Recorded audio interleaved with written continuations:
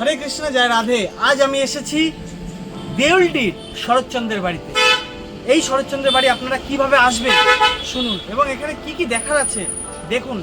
আর এত সুন্দর জায়গা, এত সুন্দর পরিবেশ আপনার মনকে মুগ্ধ করে দেবে।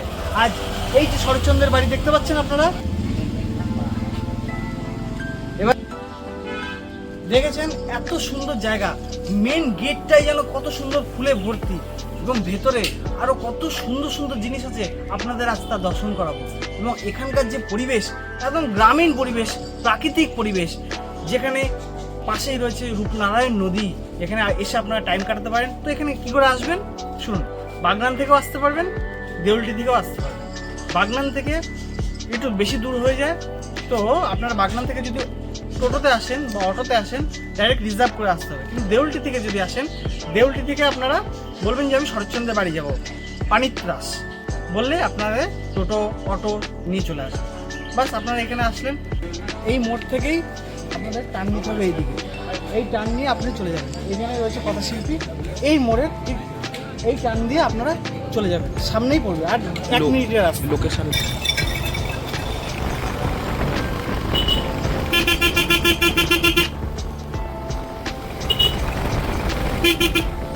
তো চলুন তাহলে ভেতরের দিকে প্রবেশ করা যাক।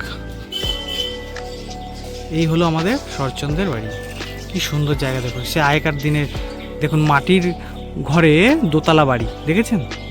এখনকার দিনে এই বাড়ি ঐতিহ্য দেখাই যায় না। দেখুন, দর্শন করুন কত সুন্দর দেখেছেন। দেখুন কি সুন্দর, দেখুন টালির ঘর এবং মাটির দোতলা বাড়ি। চলুন আস্তে আস্তে ভেতরের দিকে প্রবেশ করা যাক।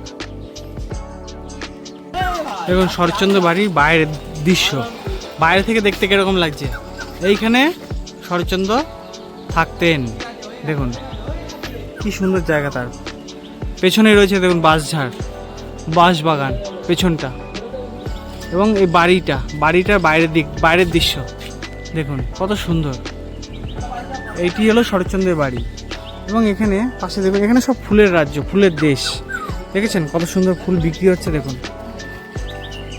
এই যে গেট, এটা সাইড গেট, পাশের গেট দিয়ে ঢোকার জায়গা, ঠিক আছে।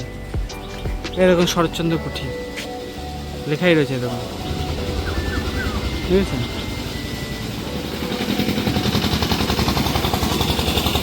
আমি বাইরের দৃশ্য দেখাচ্ছি, এরপরে আপনাদের ভেতরে গিয়ে ভেতরের দৃশ্য দর্শন করাবো। দেখুন, এবং এর পাশেই রাস্তা দিয়ে যাচ্ছে সেই নদীর ধার, যেখানে আপনারা বসে টাইম কাটাতে পারেন, গল্প করতে পারেন, এবং ওখানে খাওয়া দাওয়ার সমস্ত কিছু ব্যবস্থাও রয়েছে। এই দেখুন, এটা শরৎচন্দ্রের ভেতরের জায়গা, এই রাস্তা। চলুন এবার ধীরে ধীরে ভেতরে প্রবেশ করা যাক। আস্তে আস্তে ভেতরের দিকে যাচ্ছি। ভেতরে গিয়ে ভেতরের জিনিস কী কী আছে না আছে আপনাদের দেখাবো। দেখুন এখানে শরৎচন্দ্রের এখানে বসার জায়গা কত সুন্দর করেছে, কি সুন্দর খালের মতো করেছে, এবং তার দুপাশে দেখুন বসার সিটের মতো কত সুন্দর সিট রেখেছে।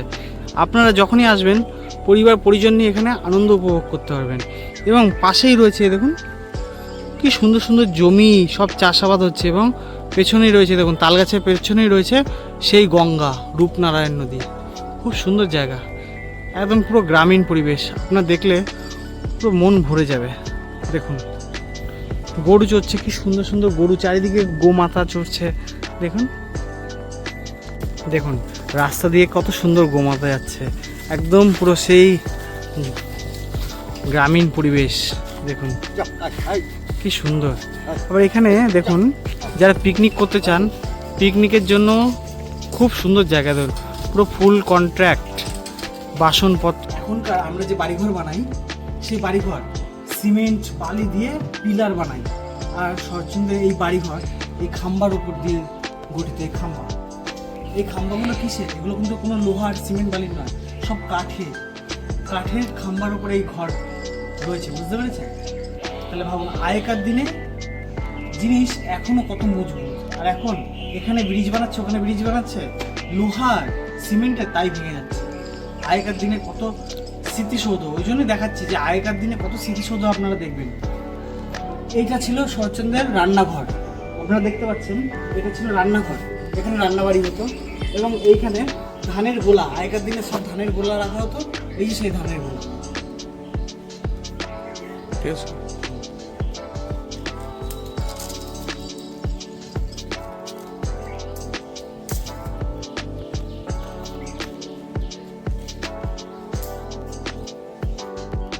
এবার আমি শরৎচন্দ্রের যেখানে পায়খানা বাথরুম ছিল সেই বাথরুম স্নানাগার আপনাদের দেখাচ্ছি।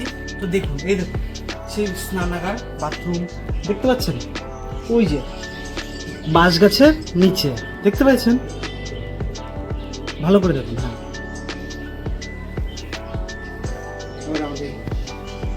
তো শরৎচন্দ্রের এই জায়গা এত সুন্দর, এত ঠান্ডা, বিশেষ করে এই গরমকালে তো আপনাদের আরো বেশি ভালো লাগবে। পুরো ঠান্ডা, এখানে কোনো এসিরও দরকার নেই, ওয়েদার এখানে পুরো গ্রামীণ। তো এখানে আসুন অবশ্যই, আরও আপনাদের অনেক কিছু দেখাবো। ওনার কি কি আছে দেখুন।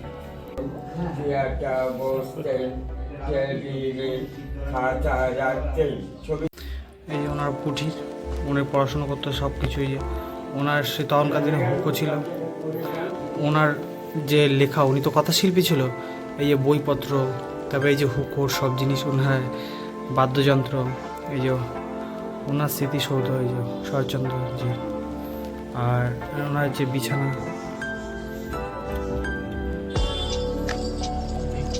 সে আগেকার দিনে ঘড়ি। তো শরৎচন্দ্রের বাড়ির এখন আমরা দোতলায় এসে উপস্থিত আছি। এই দোতলাতে আরো কত কিছু আছে, আপনারা দেখতে থাকুন, আমি এক এক করে দেখাবো। এইবার শরৎচন্দ্র যেখানে থাকতো, যে বিছানাতে, সেই বিছানা আপনাদের দেখাবো। দেখুন কি সুন্দর রাস্তা, উপরে দেখুন মাটির ঘর এবং মাটির টালির চালা, দেখেছেন? এবার আমি এক এক করে ওনার বিছানা, ওনার সমস্ত কিছু এক এক করে দেখাবো। দেখুন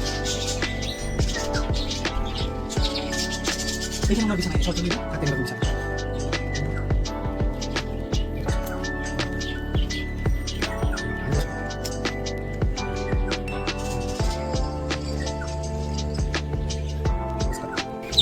দেখুন কত সুন্দর দৃশ্য।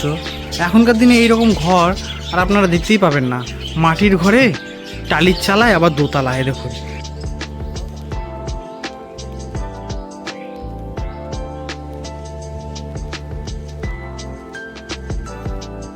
এটা তো দোতলা থেকে বলছি, নিচের তালা, এবং এরকম ওনার স্মৃতিসৌধ রয়েছে, ওখানেও যাব আমরা, আপনাদের দর্শন করাবো।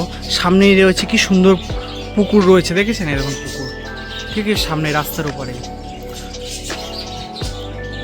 দেখুন আপনারা দর্শন করুন এই রূপনারায়ণ নদীকে, দেখুন কি সুন্দর, যেন ওপারে কি আছে না আছে দেখা যাচ্ছে না। দেখুন আমি কত জুম করেছি, দেখুন তাও ওপারে কি আছে দেখা যাচ্ছে না, দেখেছেন? কত বড় এই রূপনারায়ণ নদী।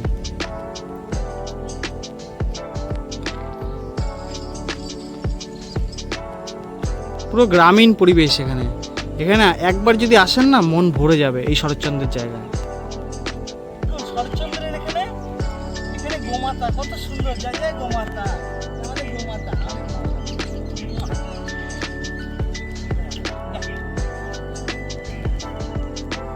খুব মজা, এত আনন্দ বলার বাইরে। দেখেছেন কত সুন্দর গরুরা এখানে মাঠে চড়ছে, সেই গরুরা পর্যন্ত, মানে কি বলবো, যদি আসেন না এখানে পশু পাখিরাও আপনাকে প্রেম করতে শুরু করে দেবে। এখানে পশু পাখিরাও এত সুন্দর, এত ভালো লাগে এখানকার দৃশ্য। দেখুন চারিদিকে চাষ হচ্ছে, কত সুন্দর। দেখুন শুধু জমি আর জমি, চাষে ভর্তি। এখানে আসলে আপনার ফসল, খাওয়া দাওয়ার কোনো অসুবিধা নেই। এমনকি এখানে পাশে নদী রয়েছে, দেখুন রূপনারায়ণ নদী।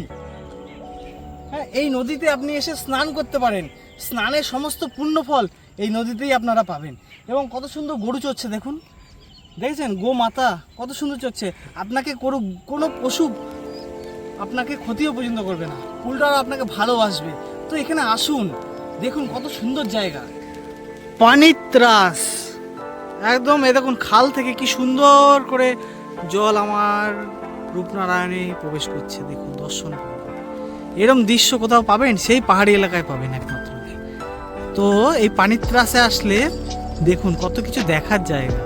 দেখুন এই শরৎচন্দ্রের বাড়িতে এমনি এমনি কি এখানে কথাকার শিল্পী হয়েছে? গ্রাম বাংলার পরিবেশ যা এই দেউলটিতে পাওয়া যায়। এই জন্য তো শরৎচন্দ্রের মতো কথাকার এখানে আবির্ভূত হয়েছে, বুঝতে পেরেছেন? তাই এখানে আপনারা আসুন আর এই পরিবেশে, সুন্দর পরিবেশ উপভোগ করুন। হরে কৃষ্ণ, জয় রাধে। দেখুন এখানে ইয়ং ইয়ং ছেলেগুলো কি সুন্দরভাবে দাঁড়িয়ে আছে।